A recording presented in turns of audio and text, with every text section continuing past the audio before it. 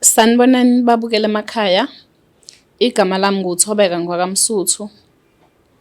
Ngithanda ukunixoxela ngestori sami. Okay, siqale la. Ngokuhlala ngihlala eHammersdale njengamanje. But ngalesa sikhathi ekuqaleni bengisemakhaya eMatatiyela. La ngatholana nobhuti wangakhona, nami ngangikhona kubuka mama wami. Uma ngitholana-ke nalo bhuti sihlangana edrobheni, angithanda ubhuti wakhona. Hhayi-ke, nami-ke kusho ukuthi ngangimthanda noma ngangisaba ukumqoma ngaleso sikhathi. Kodwa-ke ngokuhamba kwesikhathi ngagcina sesivumelene, sesithandana, yonke into yaba right. Kuhambe isikhathi-ke, ubhuti weze ekhaya. Balobola futhi balobola kahle ngey'nkomo zoboya. Ngafika ekhaya lakhe bangimukela kahle. Uma wakhe mangifika la ekhaya ngithola ukuthi umama wakhe oyi-step mother sakhe unengane eyodwa yentombazana. Sihlalileke nalo mama nobaba wakhona, kodwa kwakukhona okukhombisayo ukuthi umama lo angathi kukhona izinto ezi-wrong ngaye. Kodwa mina ngangayinaki. Umyeni wami uyena owayeyazi impilo yakubo, cause ngathi uma sengimtshela ngalezi zinto kwawukuthi ubethuli, kodwa efuna ukubona mina ukuthi ngikhulume, ukuthi mina ngiqhuba kanjani, kusho ukuthi impilo iqhuba kanjani ngoba yena bewumuntu ongahlali ehlala eJohannesburg ngokomsebenzi. Ngibe sengimchazela umyeni wami ngathi kunezinto ezi-right engingayithanda ezenziwa uma wakho. Unokungibiza mali sekushona ilanga ngathi angimxovele ujeqe. Ngiwuxova ujeqe, kwesinye isikhathi uthola ukuthi uzongitshela ukuthi mase angopheka kakhulu, bese makuphakwa amaplate kube namaplate esowashiwe ekhishini ephakiwe, athi ngingawambozi. Umyeni wami ubengithanda kakhulu, kangangokuthi bekuthi noma kukhona izinto mhlampe ey'khulumekayo uma wakhe ayishoyo, mhlampe uthola ukuthi kunezinto angenzisa zona engingafuni ukuzenza. Then uma wakhe mangabe ereporta kumyeni wami angasho lento engiyenzile mina, abeke ngenye indlela as if ngumuntu onenkani, angifuni ukukha amanzi, like noma ngenza iwashing ngiyakhetha, izinto ezikanjalo. But umyeni wami kusho ukuthi ngenxa yokuthi wayemazi uma step mother wakhe wayenokungidefenda kakhulu. Okay, kusho ukuthi kubonakala ukuthi ngelinye ilanga lento le it's serious, kuze kubizwe i-family meeting. Kusho ukuthi nomyeni wami besebona vele ukuthi akusahambi kahle noBabezala. uBabezala wayesesayidini lami kakhulu, so engivikela enokuthi mhlambe thola ukuthi lo mama lo uyangivusa ebusuku noma mhlambe ngabo 3 ekseni afuna ukuthi ngivuke, uBabezala anqabe. Cause mina ikamero lami sasilala ngaphakathi ku-big house. Uma ngivula umnyango ngiphuma, lo mama wayezonokha ewindini ngaphandle. Uma ngithi ngivula umnyango, ngivule umnyango ngiqhamukela e-dining room. uBabezala wayelala e-dining, umagogo elala ngale ekamereni lakhe nabazukulu, iy'ngane zabo sisi bakhona. Avele abuza uBabezala athi ubani lowo, ngithi mina baba, besethi isikhathi sini lesi, ngithi mina u3 noma ngithi u2, athi hamba olala. Bese ngithi mina umama uyangimemeza ngaphandle ewindini uyangibiza, athi ngithe hamba olala. Kusho ukuthi bayikhuluma-ke lento nomfana wakhe, sengibikile nami ukuthi le ndlela angiphatha ngayo lo mama ngiyithanda. Unokuvela angibize nje ngingazi ukuthi ungibizelani, and mina ngithanda ukuthi elebele ngibize ebusuku. Then kwase kuvunyelwana-ke lapha emithingini ukuthi no, ngoba-ke banokunga-understandani uMamezala nomakoti, umfana wathi ucela ukuthi ahambe nami okungcono. Okay, wasikhulula uBabezala, sahamba samuva to Johannesburg. Sihlalile eJohannesburg, yonke into yaba mnandi nje kwi-relationship yethu. But ubethi mangabe ebhala incwadi ebhalela ekhaya, asho ukuthi bazali bami sisahleli kahle nomakoti nayo imali. Bekuphathiswa mosiqala, kuphathiswa ukuthi kuphathiswa omunye ubhuti wesendaweni owehlayo yangasemakhaya aphathisa incwadi. The minute ebuya lo bhuti emakhaya ebuya nempendulo ethi siyitholile imali, uma ekafika lo emsebenzini uyaxoshwa. sa-end up singasayithumeli imali, sibhale incwadi nje sithi sisaphila makukhona umuntu oyemakhaya.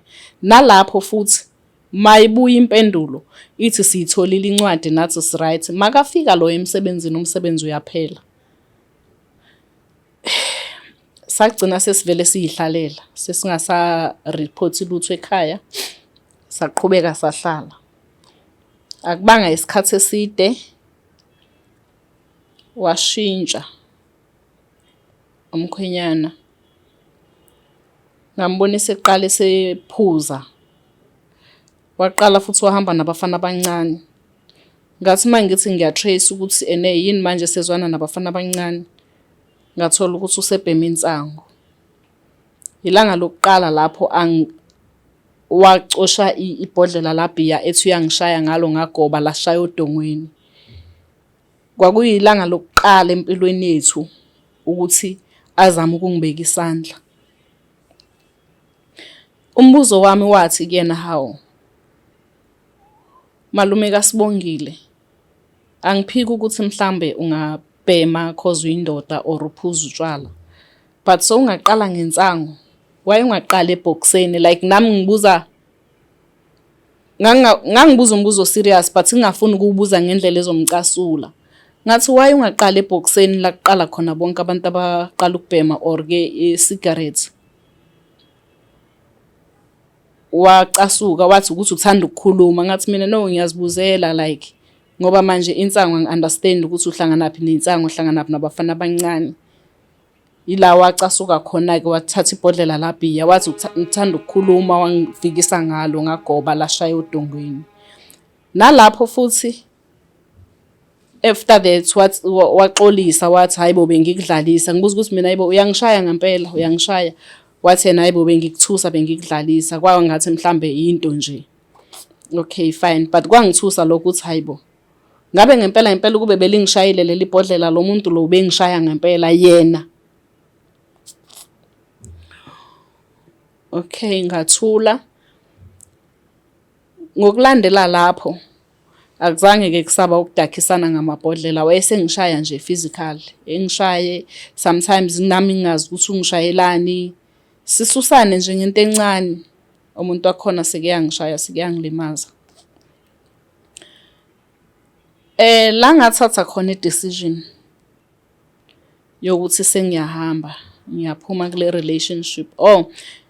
Ngingakathathi i-decision, I tried ukuya ekhaya kwifamily yami ngiyobatshela ukuthi manje lo muntu lo impilo yethu ayisasemnandi, useyangi-abuser, useyangishaya. Ekhaya bathi buyele emzini kuyabekezelwa.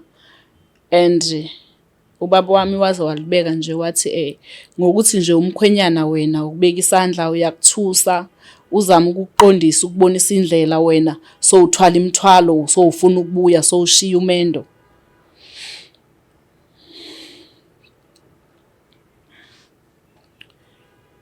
Okay, then bathatha i-decision ekhaya yokuthi ngibuyele emuva. Ngathi ngiyasaba ukubuyela emuva. Mangisaba ukubuyela emuva, umama wami angiduduza.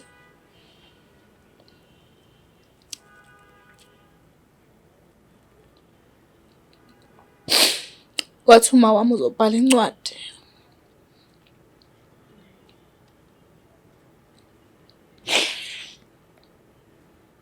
Wayibhala incwadi uma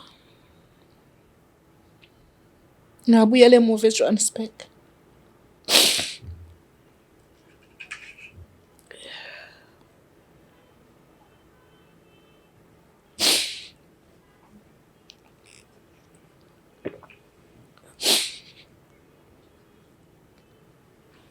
Uma ngibuyela emuva, ngifike ngekho esemsebenzini. Ngifike ngihlale makabuya ntambama.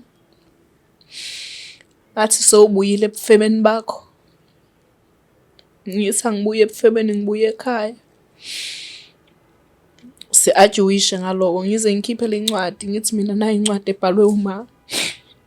Athi uyibhalisa amadoda akho, ningenze isilima, qala qhubeke futhi angishaye.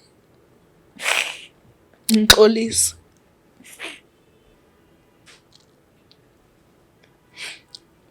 Kwaba impilo-ke esiyiphilayo yokuthi whenever ethanda ukungishaya uyangishaya. Makafuna ini uyayifuna, uyifuna ngenkani.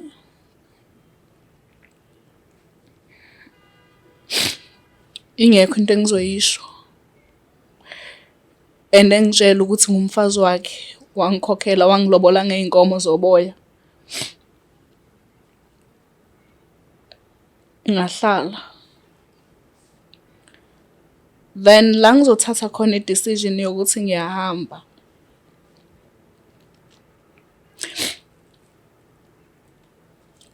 Wangithola cause bekajwayele vele ukuthi uyahamba ngama-Fridays useya ematshwaleni, uyabuya ngama-Sundays. Sometimes abuye nge-Mondays sekagijima, sekangasenayo nemali.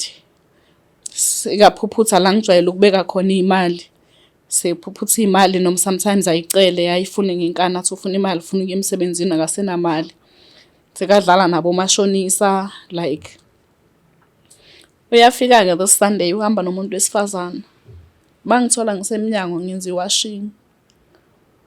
Bangena egeyitini babingelele ngivume, badlule bayongena endlini. After a few minutes ngingenile endlini aphume yena.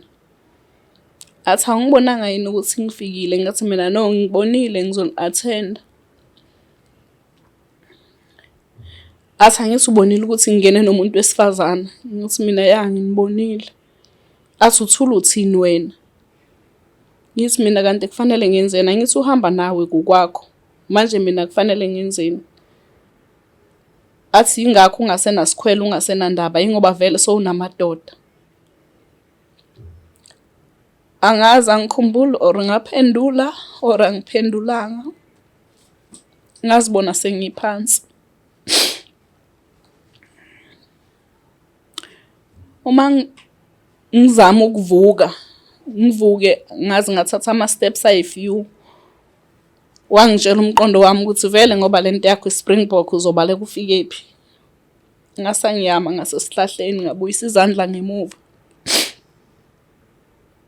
La afika khona ngazi ummese wawukhiphaneni waseyangigwaza. Nginenxeba nje ela ekhanda ngigwaza lona. Kwasho ukuthi nomakhelwane sebekhona eduze bamkhuza.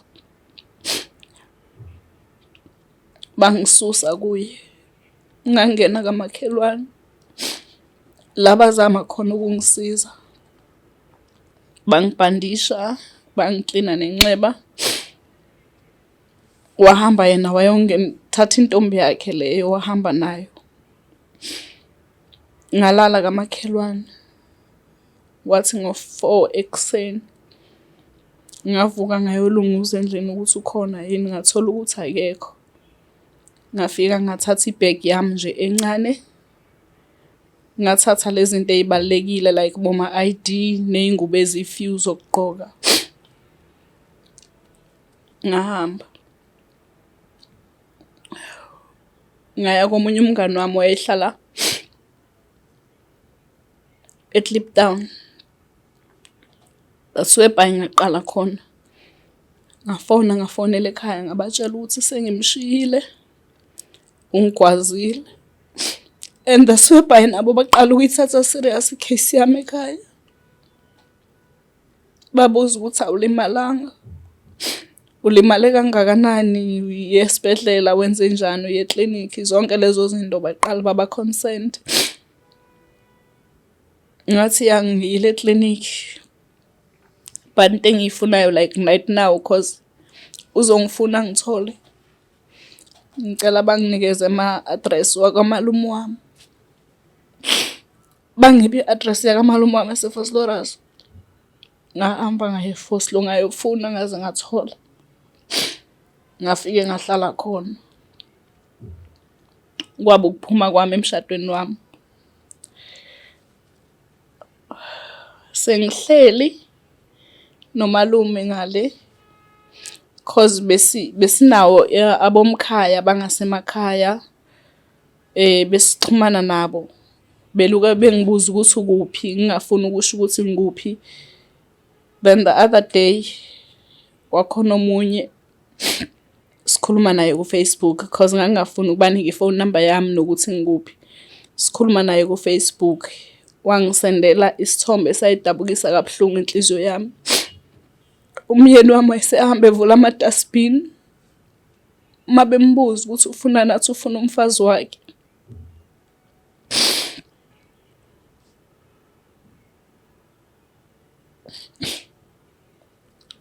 Makathi ufuna umfazi wakhe, bangincenge bangitshela ukuthi ngibuye, ngiyabona yini lo muntu ukuthi useyahlanya.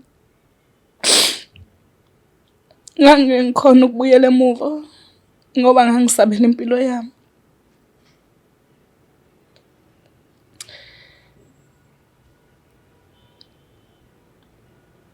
Sengabuya right, and sengiyazi ukuthi washona vele esehlanya egula ngekhanda. Nokuthi enhlizweni yami ngibe nokuyisola ngithi I wish ngabe bengilo muntu mhlambe ophaphile or outspoken, like ongekho secretive ngendaba zakwakhe. Mhlambe ngangizoyithola i-advice komama abadala.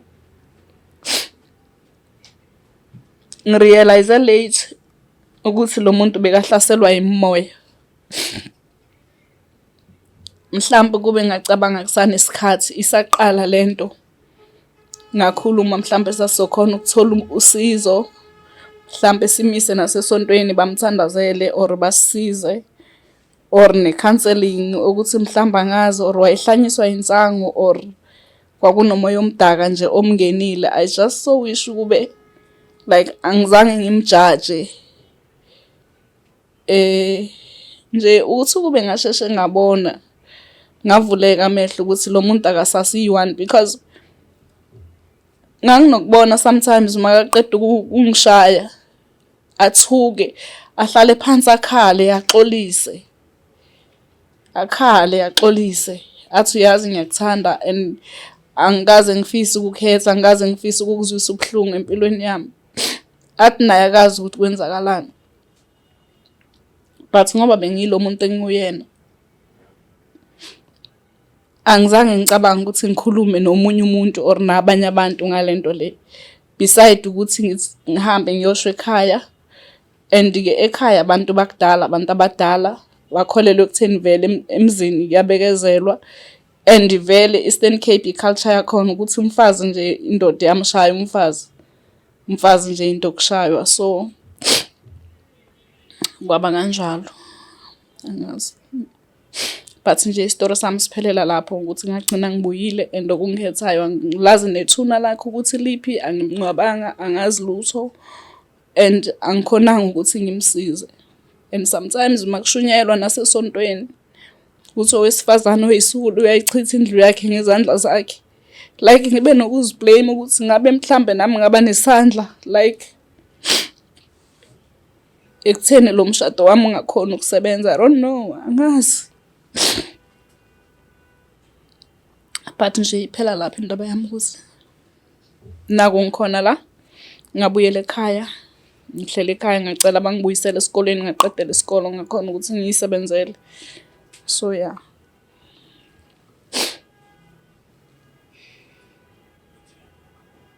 Ngiyabonga.